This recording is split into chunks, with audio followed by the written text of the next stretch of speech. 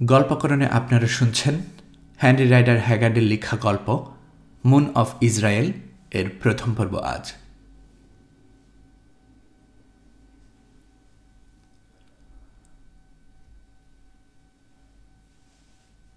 অবশেষে পামবাসার দাড়ি টেনে ধরলাম আমি। এখন ভাবতে অবাক লাগে, এমন দুঃসাহসের কাজ কি করে যে করলাম আমি। যুবরাজ শেঠির প্রাসাদ না হয়ে অন্য যে কোনো জায়গায় হলে এর জন্য গর্দান না যাক, 10-20 ঘা বেত আমি অনায়াসে পেতে পারতাম। এ কথা অবশ্য খুবই ঠিক যে আমাকে মরিয়া করে তুলেছিল ওই বুড়ো শয়তানটার নিজের আচরণ। দেখা করিয়ে দেব দেখা করিয়ে বলে বলে দফায় দফায় ও কি কম ঘুষ নিয়েছে আমার কাছ থেকে। ওই ঘুষ দিয়েই তো ফতুর হয়ে গেলাম আমি। গরিব নকল নবিশ কত আর এনেছিলাম মেম্বিস থেকে আসবার সময়।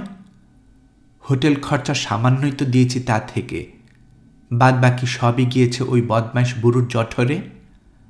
আজ নয় কাল পরশু করে করে আজ এমন অবস্থায় এনে দাঁড় করিয়েছে আমাকে যে আর একটা দিনও টেনিসে টিকে থাকবার মতো সম্বল আজ আর আমার হাতে নেই। অথচ মেম্বিস থেকে টেনিসে এসেছি আমি খোদ যুবরাজের আমন্ত্রণেই। পৈতৃক পেশা লিপিকর্ম, নকল নবিশ, আমিও তাই দিয়েই জীবনযাত্রা শুরু করেছিলাম। কিন্তু কি জানি কি খেয়ালে একদিন শুরু করলাম গল্প লিখতে। পরের লেখা নকল করা ছাড়লাম না অবশ্য, কারণ রোজগার যা ছিল তা তো ও থেকেই। কিন্তু ওর সঙ্গে সঙ্গে লিখতে থাকলাম নিজের মগজ থেকে বার করা নানান রকম কাহিনী, আর তারই একটা নকল পাঠাতে থাকলাম দেশের সব শহরের গ্রন্থাগারে। উদ্দেশ্য, বিদ্বজনেরা পড়ুন সেসব, তাদের কারো যদি ভালো লেগে যায় দৈবাত, একটা স্বীকৃতি যদি পাই কারো কাছ থেকে, আখেরে তা কাজ দিতে পারে আমার। পাঠিয়েছিলাম ওই রকম একটা ভাষা উদ্দেশ্য নিয়ে। তখন কি জানি যে আশাতে ছুফল বইবে তাতে। হঠাৎ একদিন মেম্বিসের প্রবেশ পাল আমায় পাঠিয়ে দিলেন একখানা চিঠি। চিঠি লিখেছেন স্বয়ং যুবরাজ শেঠি মেনাপটা। তিনি পড়েছেন আমার গল্প, আমায় ডেকে পাঠিয়েছেন টেনিসে। আমি তখনই সে চিঠির একটা জবাব দিয়ে দিলাম। লিখলাম, আমি সম্মানিত, পুলকিত, মিশর যুবরাজের অনুগ্রহলিপি লাভ করে যত শীঘ্রই সম্ভব আমি টেনিস আসছি।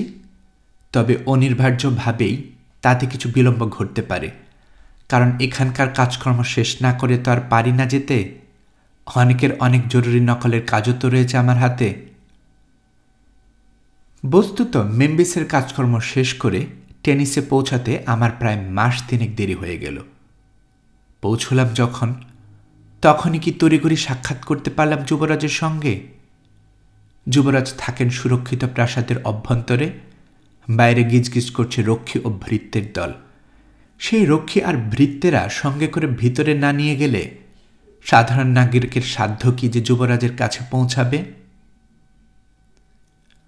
আমার কাজে রোজ এসে ধর্ণা দিতে হচ্ছে যুবরাজের প্রাসাদে, খোসামত করতে হচ্ছে এর ওর কাছে। কি করে দেখা হতে পারে বলে দাও ভাই? দেখা?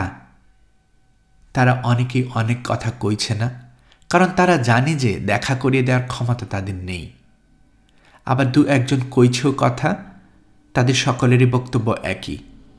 তা হলো এই যে পামবাসা ছাড়া অন্য কারো অধিকার নেই বাইরের দর্শনার্থীদের যুবরাজের কাছে নিয়ে যাওয়ার।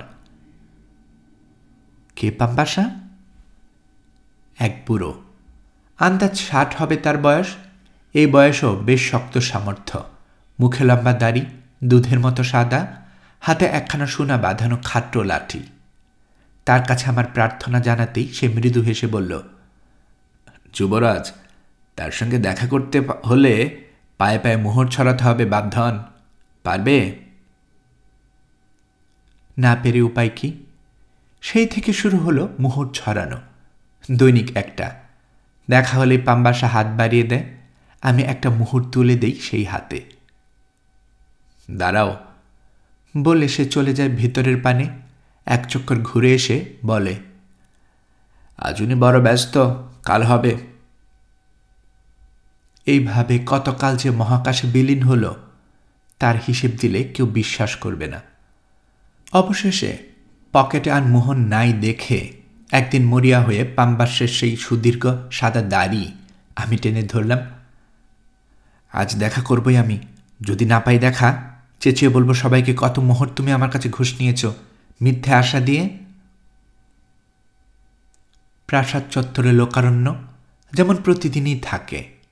রক্ষীরা আমাকে তেড়ে এলো ঠিকই, কিন্তু বাইরের লোক যারা উপস্থিত ছিল তারা এগিয়ে এলো হৈ হৈ করে। কি হয়েছে কি? আমি পাম্বাসার ঘুষ নেওয়ার ইতিহাস তাদের কাছে খুলেই বলতে যাচ্ছি দেখে দমে গেল বদমাইশটা। কানে কানে বলল, থাক থাক, আর নালিশ ফরিয়াদের দরকার নেই, চলো দেখা করিয়ে দিচ্ছি তোমায়। এই বলে সে ভেতরে ঢুকল চৌরা সিঁড়ি বেয়ে। আমি তার পিছু নিলাম। কত মহল, কত কক্ষ, কত অঙ্গন যে পেরোতে হলো তার লেখাজোখা নেই। অবশেষে একখানা ঘরের দোরগোড়ায় আমায় দাঁড় করিয়ে রেখে পাম্বাসা ঢুকল ঘরের ভেতরে। দরজায় পর্দা ঝুলছে, তার পাশে ফাঁকাও রয়েছে একটু। আমি ভেতরটা দেখতে পাচ্ছি সেই ফাঁক দিয়ে। ঘরখানা ছোট্ট, বলতে গেলে আমি যে দিনহীন নকল নবিশ মানুষ, আমার লেখার ঘরখানাও এর চাইতে ছোট নয়। টেবিলে খাগড়ার কলম, স্ফটিকের দুয়াত, রংদানি থরে থরে সাজানো। কাঠের ফ্রেমে পিন দিয়ে সাঁটা পেপিরাসের কাগজ, আর দেয়ালের গায়ে গায়ে কাঠের তাক, তাতে সুশৃঙ্খলভাবে সাজানো পেপিরাসে লেখা তারা তারা পাণ্ডুলিপি। ঘরে আগুন জ্বলছে সুগন্ধি সিডার কাঠের, আর সেই আগুনের ধারে দাঁড়িয়ে আছেন স্বয়ং যুবরাজ। আমি অবশ্য আগে কখনো দেখিনি তাকে, কিন্তু তা বলে চিনতে কোনো অসুবিধা হবে? মেম্বিসের উদ্যানে তার মূর্তি দেখেছি না।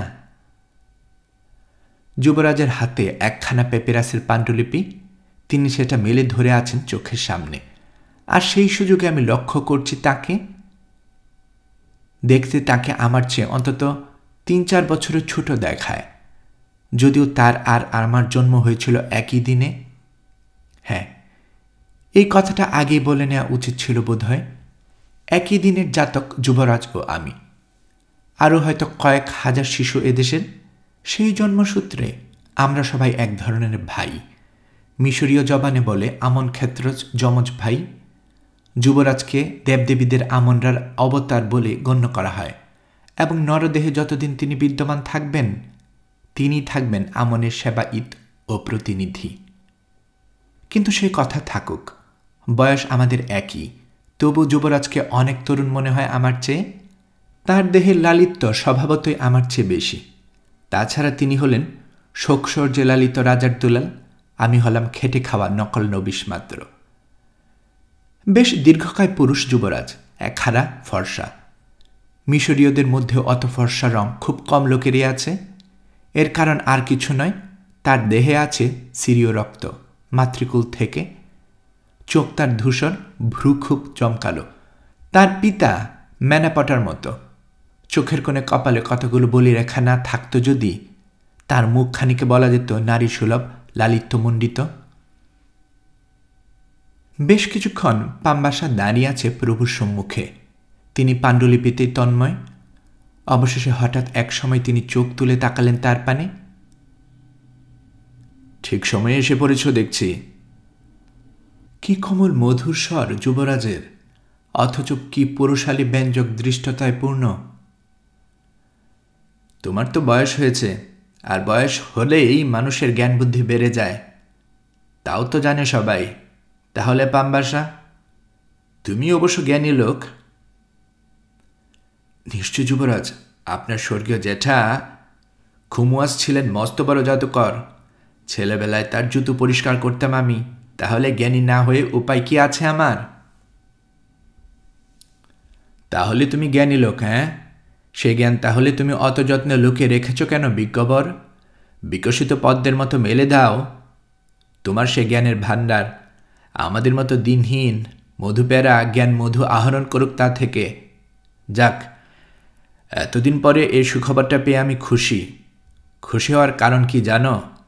এই যে বইখানা আমি পড়ছি, এটি জাদুবিদ্যার বই, এত জটিল দুর্বোধ্য এর বিষয়বস্তু যে আমার ওই স্বর্গীয় জ্যেষ্ঠতা স্বর্গস্থ হবার পরেও ইদানিং আর বোধ হয় ধরাধামে এমন কেউ নেই যে তার বিন্দু বিসর্গ বুঝতে পারে। অবশ্য যেটার সম্পর্কে আমার মনে আছে শুধু এতটুকুই যে অতি হাস্য লেশহীন দুশ্মন চেহারার লোক ছিলেন তিনি, ঠিক যেমনটি আজকাল হয়ে দাঁড়িয়েছে তার ছেলে, আমার জ্যাঠতুতু ভাই এমএন মেসিস। তফাৎ শুধু এইটুকু যে তিনি ছিলেন জ্ঞানী, এদিকে আমেন মেসিসকে জ্ঞানী বলা সে তার পরম শত্রুতেও বলতে পারবে না। কিন্তু যুবরাজ যে খুশি হয়েছেন বললেন, খুশি হবার কারণটা কি? পাম্বাসা জিজ্ঞেস করল সেই রকম আদুরে সুরে, যে সুর অনেক প্রশ্রয় পাওয়া পুরাতন ভৃত্যের কথার মধ্যেই শুনতে পাওয়া যায়। আহা, কারণ তো স্পষ্ট, বললেন যুবরাজ। তুমি যখন পিতৃব্য খুমুয়াজের মতোই বিজ্ঞ, তখন এই দুর্বোধ্য বইটা তুমি আমায় অবশ্য বুঝিয়ে দিতে পারবে। তুমি তো জানোই পাম্বাসা, অকালে মরে না গেলে আমার বাবার বদলে ওই জেঠা খুমুয়াজই হতেন মিশরের ফারাও। তিনি যদিও ফারাও হওয়ার হাত থেকে রক্ষা পাওয়ার জন্য আগে ভাগে সরে পড়ে থাকেন পৃথিবী থেকে, তাহলে বাবা পাম্বাসা তার বিজ্ঞতা সম্পর্কে কোনো সন্দেহ আর পোষণ করা যায় না। বুঝুই তো, কোনো সত্যিকার বুদ্ধিমান লোক নিতান্ত নিরুপায় না হয়ে কোনোদিনই মিশরের ফারাও হতে রাজি হতে পারে না।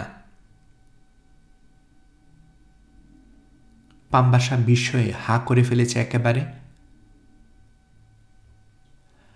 ফারাও হতে রাজি হতে পারে না এই পর্যন্তই সে বলেছে কেবল। যুবরাজ বাধা দিলেন তাকে। শোনো হ্যাঁ জ্ঞান বৃদ্ধ পাম্বাসা, যা বলি তা শোনো আগে। এই বইখানিতে দেয়া আছে কিছু তুকতাকের বিবরণ, যাতে হৃদয়টা থেকে সব অবসাদ নিঃশেষে ধুয়ে মুছে বেরিয়ে যাবে। অবসাদ, বুঝেছ হ্যাঁ জ্ঞান বৃদ্ধ? অবসাদ।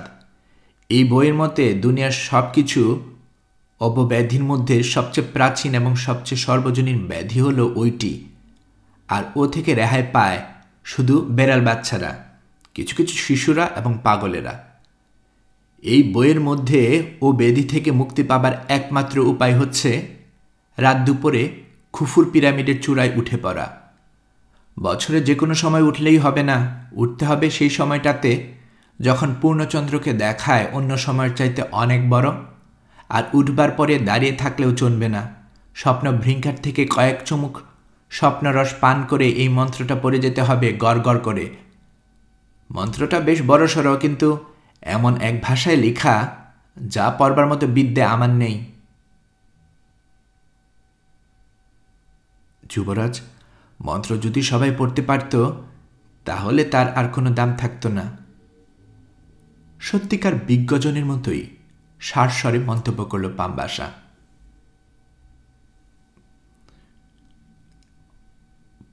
আর কেউই যদি তা পড়তে না পারে তাহলে তো তা কারো কোনো কাজেই আসবে না, তাই না? জবাব দিল যুবরাজ। পাম্বাসা একে একে অনেক জ্ঞানগর্ভ আপত্তি উত্থাপন করতে লাগল। পড়তে পারা না পারার কথা তো পরের কথা, আগে বিবেচনায় করুন যুবরাজ, খুফুর পিরামিডের চূড়ায় মানুষ উঠবে কেমন করে? মসৃণ মর্মরে গোটা তৈরি গোটা পিরামিডটাই। দিন দুপুরে তাতে এক পা উঠতে গেলে পা পিছলে যায়, রাত দুপুরের কথা তো ছেড়েই দিন। আর উঠতেই যদি না পারা গেল তাহলে স্বপ্ন ভৃঙ্গের রসপান করা বা মন্ত্র আওড়ানো এসব কাজই বা করা যেতে পারে কেমন করে? কেমন করে আমি তা জানি না, জানতে পারলে বেঁচে যেতাম হে জ্ঞান বৃদ্ধ, কারণ অবসাদ থেকে মুক্তি লাভের জন্য আমার মতো এতখানি উতালা আর কেউ কোনোদিন হয়েছে বলে আমি তা মনে করি না। তুকতাকের কথা বাদ দাও, এখানকার মতে মনটা কিসে একটু হালকা হয় বাতলাতে পারো?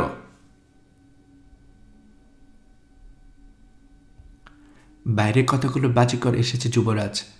তাদের একজন বলে সে আকাশের পানে একটা দড়ি ছুঁড়ে দেবে আর সেই দড়ি বেয়ে উঠতেও শেষ পর্যন্ত স্বর্গে বিলীন হয়ে যাবে।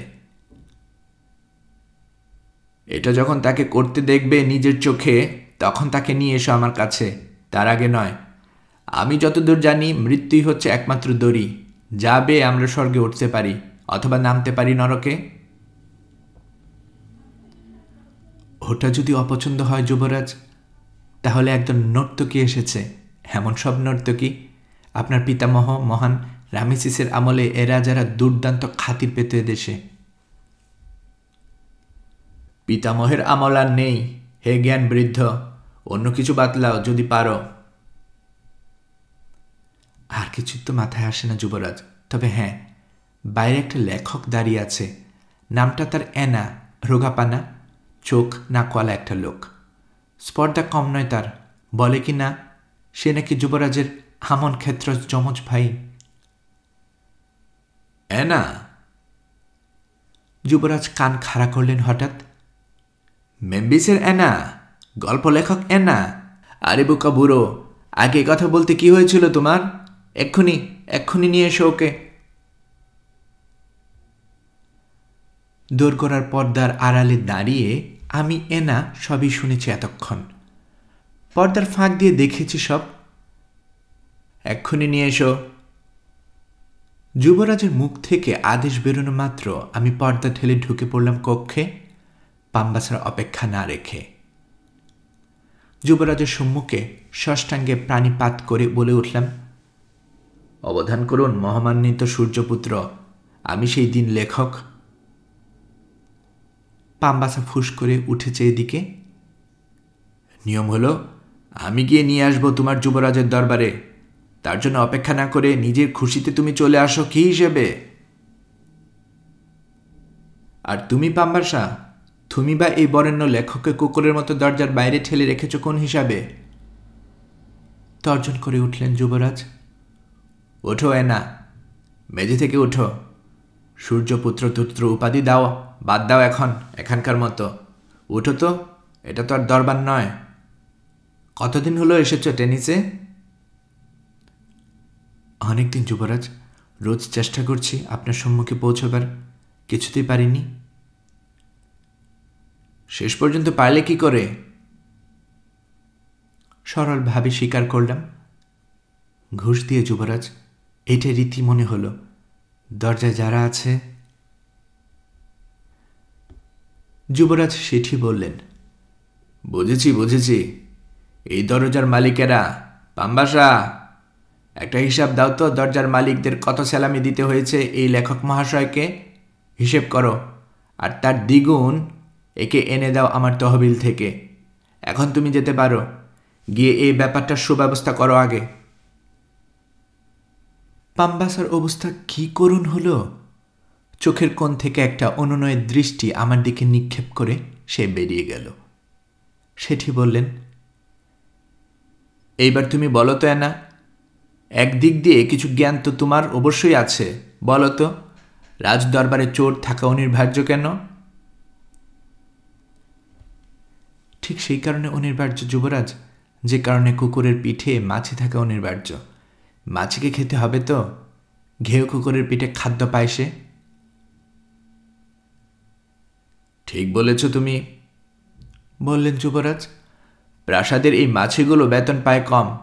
আমার হাতে যদি ক্ষমতা আসে কোনো দিন, আমি এর প্রতিকার করব। লোক থাকবে কম, মাইনে পাবে বেশি। যাক সে কথা। এনা, তুমি বসো। তুমি আমায় জানো না, কিন্তু আমি তোমায় জানি তোমার লেখার ভেতর দিয়ে, জানি তোমায় ভালোবাসি। ওই লেখার জন্য তোমার সব কথা সব বলো আমাকে।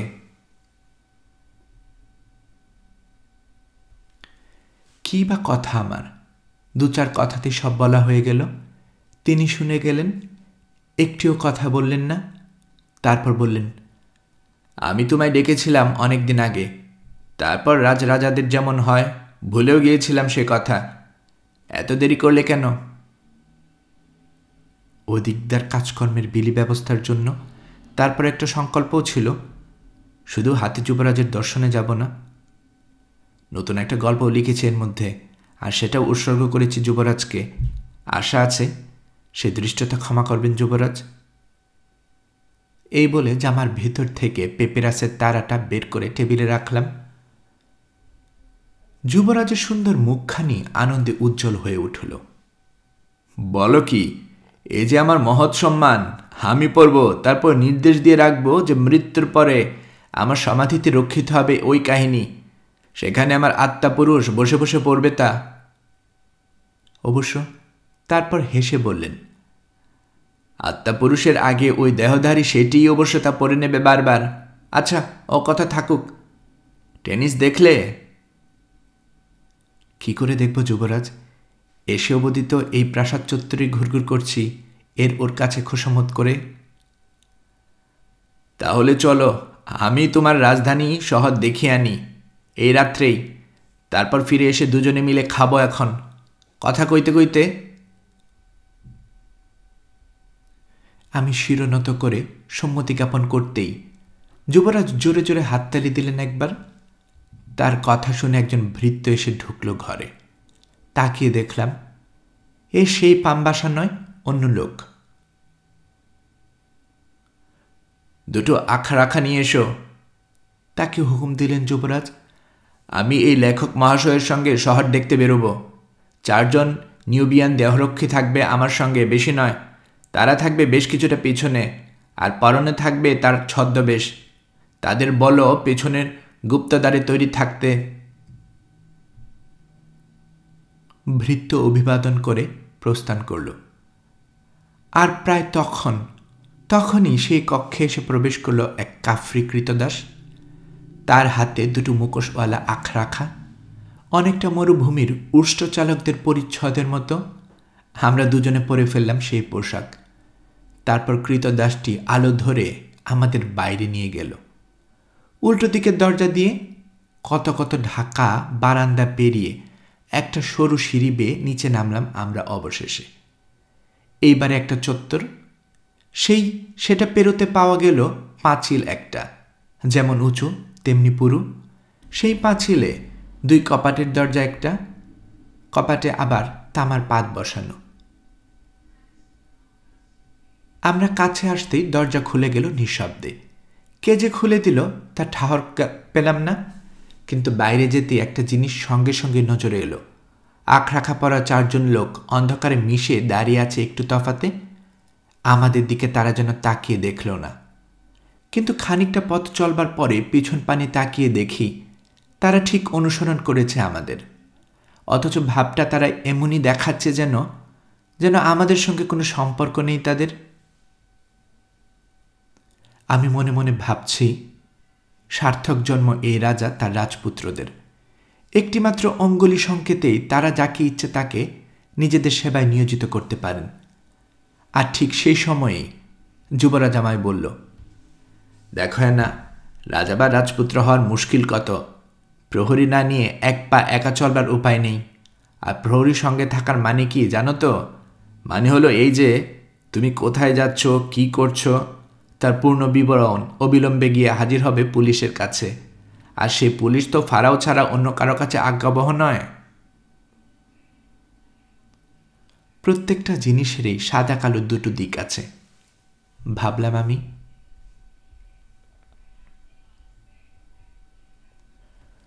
বেশ প্রশস্ত একটা রাজপথ ধরে আমরা চলেছি। পথের 2 ধারে তরুশ্রেণী, তার পেছনে চুনকাম করা সব বাড়ি।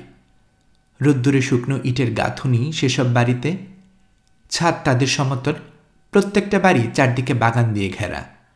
এসব দেখতে দেখতে আমরা এসে পড়লাম যে জায়গাটায়, সেটাকে বাজার বলেই মনে হলো। আর ঠিক সে সময়ে পামবিথির মাথার উপরে হলো পূর্ণচন্দ্রের উদয়। আকাশ পৃথিবী উঠল ঝলমলিয়ে, উজ্জ্বল দিবালোকে উঠে যেমন। শহরের নাম টেনিস বটে, কিন্তু মহান রেমেসিস এর প্রতিষ্ঠা করেছিলেন বলে রেমেসিস নামেও অনেকে একে অভিহিত করেন। সুন্দর শহর, কিন্তু আয়তনে মেম্বিসের অর্ধেকও নয়। যদিও মেম্বিসের আর আগের গৌরবের দিন নেই, রাজধানী উঠে গিয়েছে ওখান থেকে। কাজের লোক অনেকেই উঠে এসেছে এই টেনিসে। এই বাজারটাই সবচেয়ে নাকি জমকালো বাজার শহরে। এর চারদিকে নানান দেবদেবীর বড় বড় মন্দির, প্রতি মন্দিরের সম্মুখে সিফংস বিথি, মুখ রমণীর মতো, দেহ সিংহিনীর মতো। এইরকম সব অতিকায় প্রস্তর মূর্তি ছিল প্রাচীন মিশরের বৈশিষ্ট্য। এদেরই নাম সিমফংস।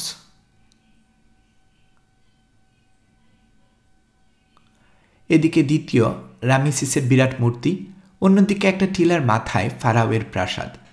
শহরের প্রাসাদ আরও অনেক আছে।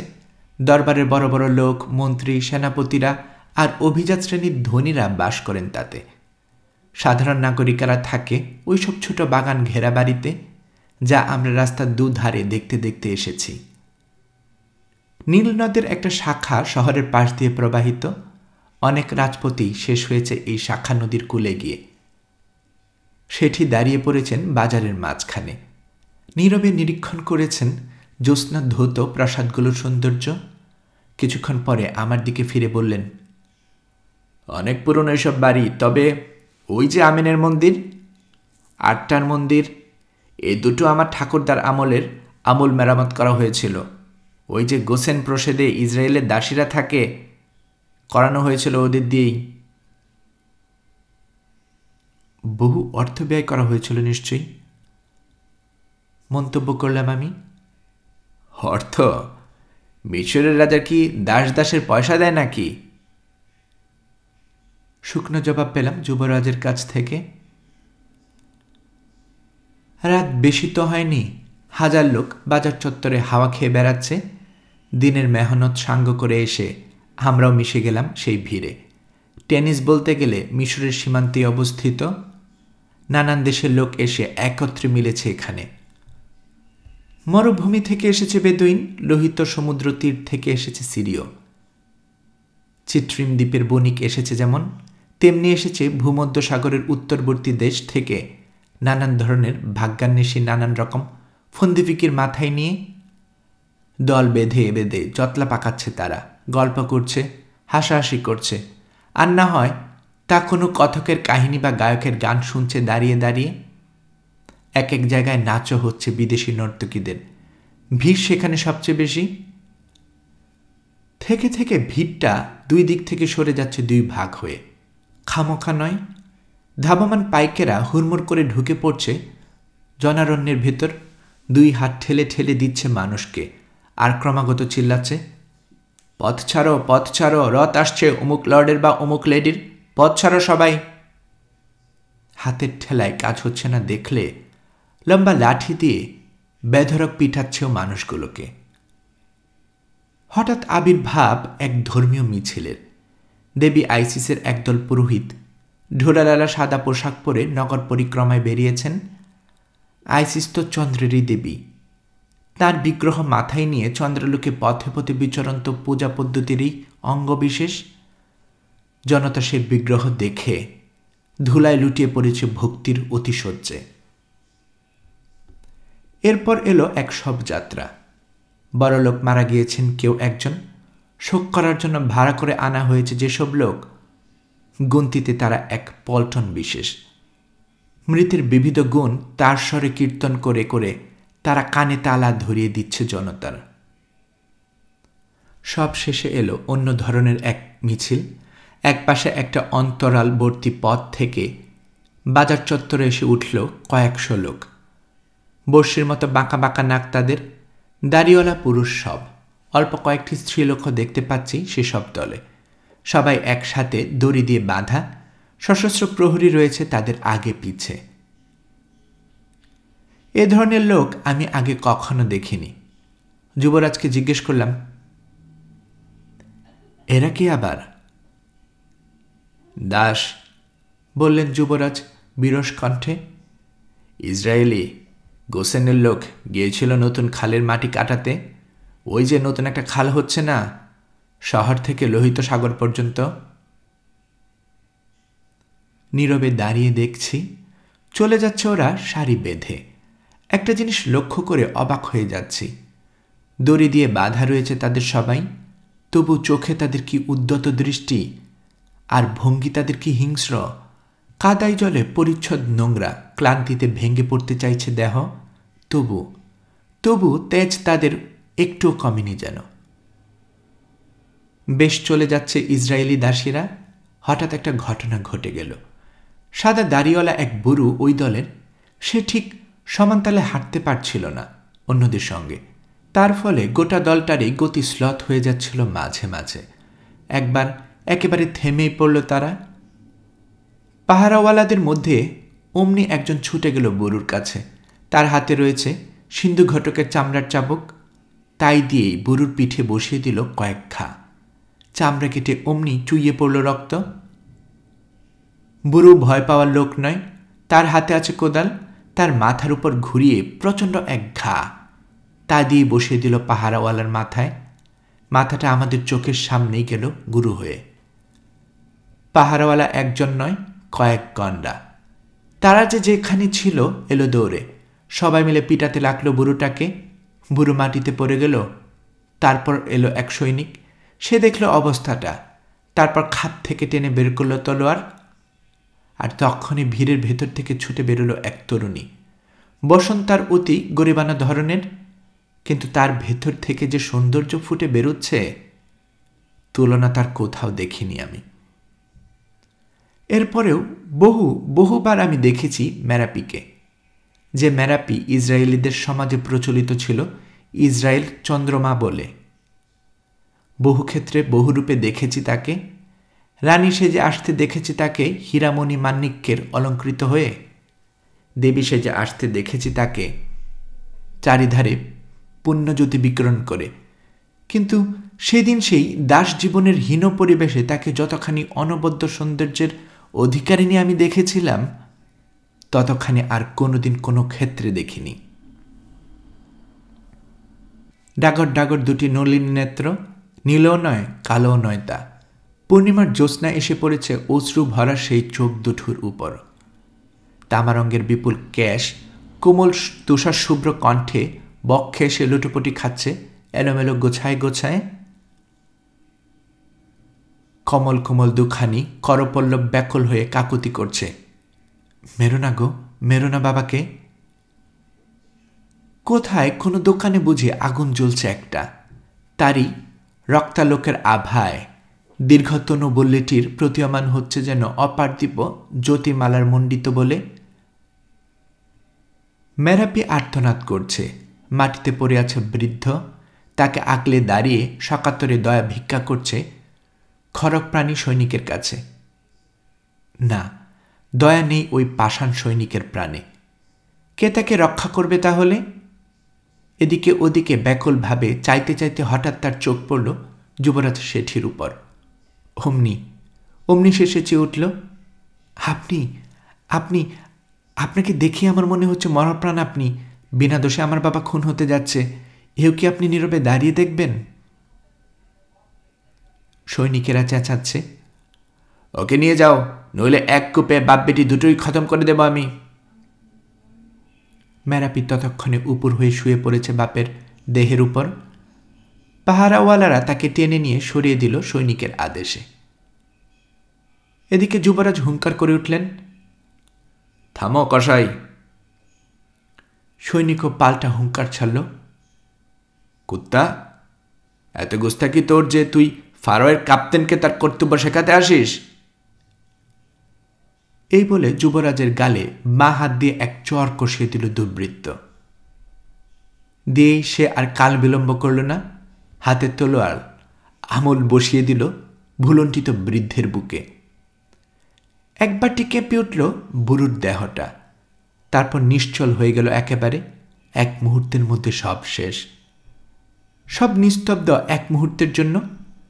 তারপরে সেই নিস্তব্ধটাকে দীর্ণ বিদীর্ণ করে আর্ত হাহাকার উঠল এক পিতৃহারা অনাথিনীর কণ্ঠ থেকে। যুবরাজ শেঠি ওদিকে। সেই এক মুহূর্ত তারও কণ্ঠ ছিল রুদ্ধ হয়ে, অবশ্য অদম্য ক্রোধে। যখন বাক্য স্ফুরিত হল আবার, একটিমাত্র শব্দ তিনি উচ্চারণ করলেন, রক্ষী। সেই চারজন নিউবীয় সৈনিক যুবরাজের আদেশে যারা বারবার একটু দূরে দূরে সরে রয়েছে, তারা এই আহ্বান শুনে চোখের পলকে ভিড় ঠেলে ছুটে এলো। কিন্তু তারা এসে পৌঁছানোর আগেই আমি এই নকল নবিশ এনা ঝাঁপিয়ে পড়েছি সেই নরহস্তা সৈনিকের উপর। টিপে ধরেছি তার গলা। সে তার রক্ত মাখা তলোয়ার দিয়ে আঘাত করতে গেল আমাকে, কিন্তু আমার গায়ে রয়েছে ঢিলা আখরাখা। তলোয়ারের কোপ তাতে বসবে কেন, বিশেষ করে অত নিকটের আঘাত? তবে বাঁয়ের উরুর খানিকটা ছড়ে গেল বটে, তা যাক। সেদিনে দেহে শক্তি ছিল আমার। ধস্তাধস্তি করে সৈনিকটাকে ফেলে দিলাম মাটিতে। অবশ্য আমাকেও পড়ে যেতে হলো তার সঙ্গে। এরপর শুরু হলো ভীষণ গণ্ডগোল। হিব্রু কৃতদাসেরা দড়ি ছিঁড়ে ঝাঁপিয়ে পড়ল সৈনিকের উপর, যেমন করে শিকারী কুকুর ঝাঁপিয়ে পড়ে শেয়ালের উপরে। স্রেফ খুশি আর কিল মেরেই কাহিল করে ফেলল সৈনিকগুলোকে। সৈনিকেরা তখন তলোয়ার চালাচ্ছে আত্মরক্ষার জন্য, পাহারাওয়ালারা হাঁকাচ্ছে চাবুক, নারীরা চিৎকার করছে ভয় পেয়ে, পুরুষেরা করছে ভয় দেখানোর জন্য। এদিকে সৈনিকটাও গড়াতে গড়াতেও কায়দা করে নিয়েছে তলোয়ার হাঁকাবার, তুলেছে সেটা আমার মাথা লক্ষ্য করে। সব শেষ হলো ভাবছি আমি। শেষেই হতো, কিন্তু যুবরাজ নিজেই সৈনিকটাকে টেনে সরিয়ে নিলেন আমার দেহের উপর থেকে। নিয়বীয় রক্ষীরা এসে ধরে ফেলল তাকে। ততক্ষণে যুবরাজ আত্মপ্রকাশ করেছে উচ্চস্বরে, সবাই নিরস্ত্র হও, আমি আদেশ করছি নিরস্ত্র হতে। যুবরাজ সেটি ম্যানাপটা, ফারাওয়ের পুত্র, টেনিসের প্রদেশপাল। এই বলেই তিনি মুখের উপর থেকে মুখোশটা টেনে খুলে ফেললেন। উজ্জ্বল জ্যোৎস্নায় উদ্ভাসিত হয়ে উঠল তার মুখ। সব নিস্তব্ধ আবার। সবাই তাকিয়ে আছে সেই মহামান্বিত মুখায়বার দিকে। যে চিনতে পারছে সেই তৎক্ষণাৎ নতজানু হয়ে বসে পড়ছে মাটিতে। কেউ কেউ বা ভয়ে সম্ভ্রমে অভিভূত হয়ে বলে উঠেছে অনুচ্চরে, সম্রাটনন্দন মিশর যুবরাজের মুখে আঘাত করেছে একটা তুচ্ছ সৈনিক, রক্ত দিতে হবে ওকে এর জন্য। ও লোকটার নাম কি? জিজ্ঞেস করলেন যুবরাজ। খুয়াকা, উত্তর দিল কেউ একজন। নীরবীয় রক্ষীরা তাকে ধরেই রেখেছে। যুবরাজ আদেশ দিলেন, আমার মন্দিরের সিঁড়ির নিচে নিয়ে চলো ওকে। আমার দিকে তাকিয়ে বললেন, হেঁটে যেতে পারবে তো? না যদি পারো আমার কাঁধে ভর দিয়ে চলো। যুবরাজের কাঁধে ভর দিয়ে আমি নকলনবিশ এনা ধীরে ধীরে এগিয়ে গেলাম প্রায় 100 পা। ক্ষতবিক্ষত দেহ আমার, নিঃশ্বাস নিতেও কষ্ট বোধ করছি তখন। সিঁড়ির মাথায় প্রশস্ত চাতাল, সেইখানে উঠে আমরা থেমে গেলাম। আমাদের পিছনে রক্ষী বেষ্টিত হত্যাকারী, তারও পিছনে সেই বিশাল জনতা, যাদের চোখের সম্মুখে অনুষ্ঠিত হয়েছিল সেই জঘন্য হত্যাকাণ্ড। সিঁড়ির সবগুলো ধাপ পরিপূর্ণ করে সেই জনতা উদ্গ্রীব হয়ে তাকিয়ে আছে যুবরাজের পানে। যুবরাজ বসেছেন এক গ্রানাইট পাথরের বেদিতে। অত্যন্ত ধীর, শান্ত, সংযত তার কণ্ঠস্বর। তিনি বললেন, মহান রামিসের প্রতিষ্ঠিত এই টেনিস নগরের প্রশাসক আমি। এই নগর সীমার মধ্যে সর্বসাধারণের জীবন মৃত্যুর মালিক আমি ছাড়া আর কেউ নয়। যে কোনো স্থানে যে কোনো সময়ে বিচারালয় স্থাপনের অধিকার আমার আছে। সেই অধিকার বলে এইখানে এই মুহূর্তে আমি বিচারে বসেছি। আদালতের কাজ আরম্ভ হোক। আদালতের কাজ আরম্ভ হোক। সমস্বরে চেঁচে উঠল জনতা। ঘটনাটা এই, বলছেন যুবরাজ, খোয়াকা নামক ওই লোকটা পরিচ্ছদ দেখে ওকে ফারাওয়ের সৈন্যবাহিনীর জন্য ক্যাপ্টেন বলেই ধারণা হয়। ওর বিরুদ্ধে অভিযোগ আসছে নরহত্যার। এক বৃদ্ধ হিব্রুকে ও হত্যা করেছে। তাছাড়া লেখক অ্যানাকে হত্যা করার চেষ্টাও করেছে ও। কে সাক্ষী আছো? এগিয়ে এসো। নিহত ব্যক্তি সব এখানে স্থাপন করো আমার সম্মুখে। আর সেই যে স্ত্রীলোকটি যে এ বৃদ্ধের রক্ষার জন্য ব্যর্থ চেষ্টা করেছিল, তাকেও নিয়ে এসো সাক্ষী দেওয়ার জন্য। সব আদেশেই পালিত হলো যুবরাজের। মৃতদেহ এনে চাতালে রেখে দেওয়া হলো। রুদ্ধমানা তরুণীকে এনে হাজির করা হলো যুবরাজের সম্মুখে। সেটি বললেন, সৃষ্টিকর্তা ক্যাফেরার ও সত্য ও ন্যায়ের অধিষ্ঠিতি দেবী মাট এর নামে শপথ করে বলো যে সত্য ভিন্ন অসত্য বলবে না এই বিচারালয়ে। তরুণী মুখ তুলে চাইল, তারপর নিম্ন স্বরে কিন্তু স্পষ্ট ভাষায় নিবেদন করল, মিশর যুবরাজ, আমি ইসরায়েলের দুহিতা। ওসব দেবদেবীর নাম নিয়ে শপথ করতে আমি পারি না। যুবরাজ বিস্মিতভাবেই ক্ষণকাল তাকিয়ে রইল তার দিকে। ইসরায়েলের দুহিতা? কোন দেবতার নামে তাহলে তুমি শপথ নিতে? যাহবের নামে যুবরাজ। যাহবকে আমরা এক এবং অদ্বিতীয় ভগবান বলে মানি। বিশ্বজগতের স্রষ্টা তিনি।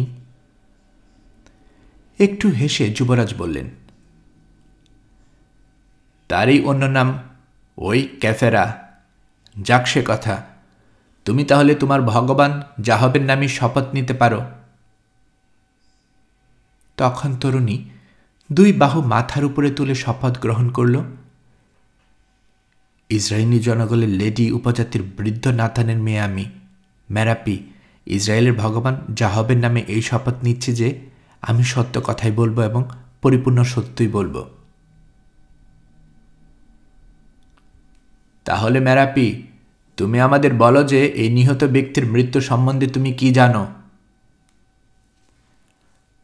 আমি যা জানি তার খানিকটা তো আপনিও জানেন যুবরাজ। উনি ছিলেন আমার পিতা, ইসরায়েলের অন্যতম পঞ্চায়েতের সদস্য। এবার যখন ফসল পাকবার সময় এলো, ওই ক্যাপ্টেন খোয়াকা এলেন গোসনে। তার উদ্দেশ্য ফারোয়ের ব্যাগার দেবার জন্য লোক বাছাই করবে। এসে সে আমাকে দেখল, তার সঙ্গে সঙ্গে প্রস্তাব করল যে আমাকে সে বিয়ে করবে। বাবা তাতে রাজি হতে পারলেন না, কারণ শৈশব থেকেই আমি আমাদের জাতির একজনের সঙ্গে বাগদত্তা হয়ে আছি। তাছাড়া মিশরীতে ইসরায়েলদের বিয়ে আমাদের ধর্মমতে অচলও বটে। খোয়াকা কিন্তু এই বাধার কথা শুনে খেপে গেল এবং বাবাকে পাকড়াও করল ফারাওয়ের ব্যাগারের জন্য। যুবরাজ রুষ্টস্বরে মন্তব্য করলেন, ফারাওয়ের ব্যাগারের জন্য বুড়ো মানুষকেও যে ধরা যায় তা আমার জানা ছিল না। ওর তো একটা বয়সীমা বেঁধে দেওয়া আছে, তাই না? আছে শুনেছিলাম, বলল মেরাপি, কিন্তু খোয়াকা তা কই মানল। আসলে সে রেগে গিয়েছিল বাবার উপর, তার সঙ্গে আমার বিয়েতে আপত্তি করার দরুন। তাই সে তাকে নিয়ে গেল। যদিও তিনি ইসরায়েলের একজন পদস্থ লোক, ব্যাগার যাদের খাটতে হয় তাদের পর্যায়ে মোটেই নন তিনি। বলে যাও তারপর, আদেশ করলেন যুবরাজ। একদল যুবক আর সেই দলে একমাত্র বৃদ্ধ নাথানকে নিয়ে খোয়াকা চলে গেলেন গোসন থেকে। কয়েকদিন বাদে আমি স্বপ্ন দেখলাম যে বাবা খুব অসুখে পড়েছেন। মনটা এত অস্থির হয়ে উঠল যে আমি আর চুপ করে বসে থাকতে পারলাম না। রওনা হয়ে পড়লাম টেনিসের পথে। আজই সকালে তার সঙ্গে দেখা হলো আমার, আর আজই রাতে।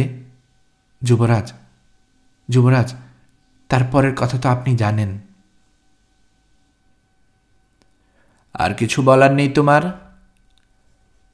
জিজ্ঞেস করলেন শেঠি। বলার শুধু এতটুকুই আছে যুবরাজ, সকালে যখন আজ বাবাকে দেখতে পেলাম তখন তিনি খুব ক্লান্ত, অবসন্ন। ইসরায়েলের তিনি একজন মানি লোক। খালে কেটে কাদামাটি কেটে তোলার মতো কাজ তিনি যৌবনে কখনোই করেননি। আজ তো তিনি বৃদ্ধ, প্রায় অথর্ব। হ্যাঁ, খুবই অবসন্ন হয়ে পড়েছিলেন তিনি। সেই সময়ে আমি গিয়ে কিছু খাবার দিলাম তাকে। তিনি খেতে শুরু করেছেন। অমন সময় খোয়াকা গিয়ে হাজির হয়েছে সেখানে। আমার সম্মুখে এসে বাবাকে জিজ্ঞেস করল, মেরাপির সঙ্গে আমার বিয়ে তুমি দেবে কি না? বাবা বললেন, দেবার উপায় নেই, আমাদের দেশাচার তা হতে দেবে না। তাতে খোয়াকা তাকে শাসিয়ে গেল, বেশ, এই যদি তোমার শেষ কথা হয়, আজ রাত তোমার আর কাটবে না, দেখে নিও। মেরাপির স্বাক্ষর শেষ হল। এবার যুবরাজ খোয়াকাকে সম্বোধন করে বললেন, তোমার কি বলার আছে, বলো এবার। ক্যাপ্টেনটা নতুজানু হয়ে বসে পড়ল যুবরাজের সম্মুখে। বলবার কথা শুধু এতটুকুই যুবরাজ, আপনাকে যে আমি আঘাত করেছিলাম তা একমাত্র অজ্ঞতাবশতই। ছদ্মবেশ ধারণ করে স্বয়ং আমাদের ভাবি ফারাও আমাদের কার্যকলাপের উপর দৃষ্টি রাখেন। এ তো আমার স্বপ্নেও অতীত ছিল। লম্বা আখরাখা আপনার গায়ে, মাথার টুপিতে মুখখানাও ঢাকা, কি করে চিনব? রাজপুত্রের অঙ্গে আঘাত করলে তার দরুন অবশ্যই আমার প্রাণদণ্ড হতে পারে, কিন্তু অজ্ঞতাবশত যে অপরাধ করে বসেছি তার দরুন ক্ষমাও কি আমি প্রত্যাশা করতে পারি না? ও অপরাধে যদি আমার ক্ষমা লাভ করি, তাহলে অন্য যে অভিযোগ আমার বিরুদ্ধে এসেছে তার দরুন যে কোনো দণ্ড আমার হওয়া উচিত নয়। ইসরায়েলিদের তো অহরহই বধ করেছে মিশরীরা, তার আবার দণ্ড কি? এরা তো দাস মাত্র, ওদের জীবনের আবার দাম কি?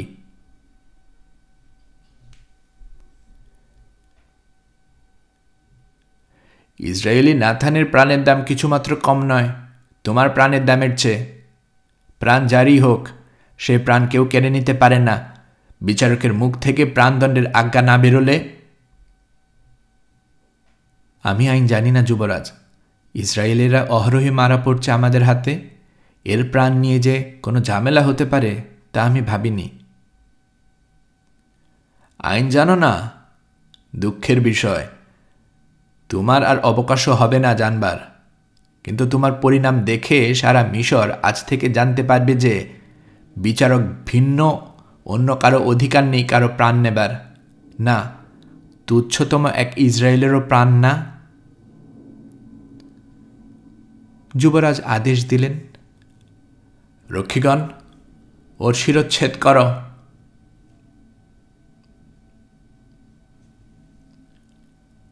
গল্পকরণে এতক্ষণ আপনারা শুনছিলেন হেনরি রাইডার হ্যাগার্ডের লেখা গল্প মুন অফ ইসরায়েল এর প্রথম পর্ব। আমি নিয়মিতভাবে গল্প পাঠ করে আপনাদেরকে শোনাচ্ছি। গল্প পাঠ ভালো মনে করে থাকলে আমার এই গল্পটি আপনার বন্ধুবান্ধব, প্রিয়জন সবার কাছে শেয়ার করবেন, তাতে করে তারা এই গল্পটি শোনার সুযোগ পাবে। আপনারা ভালো থাকবেন সেই প্রত্যাশায় এখানে বিদায় নিচ্ছি।